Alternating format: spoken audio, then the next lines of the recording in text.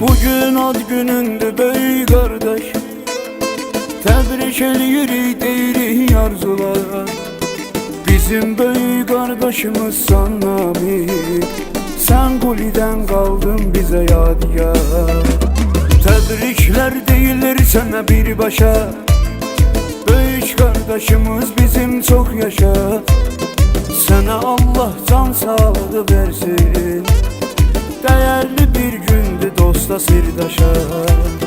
Bizim fəxirdir Namik Bakiniski, arzumuzdu görək hər an şad gününü. Var nə qədər təbrik edənlər səni, qeyd edirik böyük qardaş ad gününü.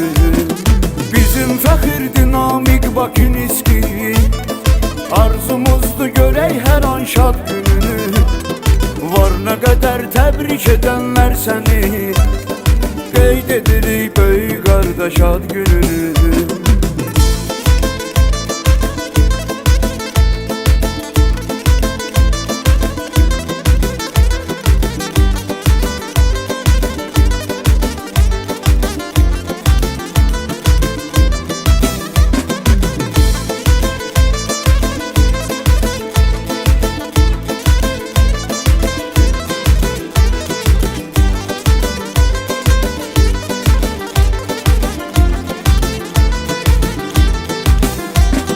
Çoxuna dayaq durub dəstək olmusan, sən bu əməllərdən örnək olmusan.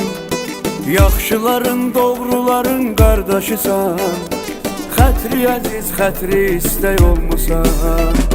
Mərd ürəyin, cəsarətin var sənin, hünərin var, sədaqətin var sənin.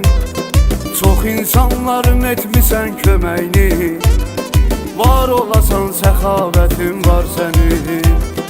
Bizim fəxirdir Namik Bakiniski, arzumuzdu görək hər an şad gününü.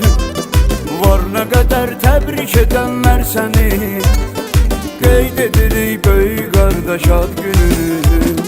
Bizim fəxirdir Namik Bakiniski, arzumuzdu görək hər an şad gününü. Var nə qədər təbrik edənlər səni, qeyd edirik böyük qardaş ad gününü.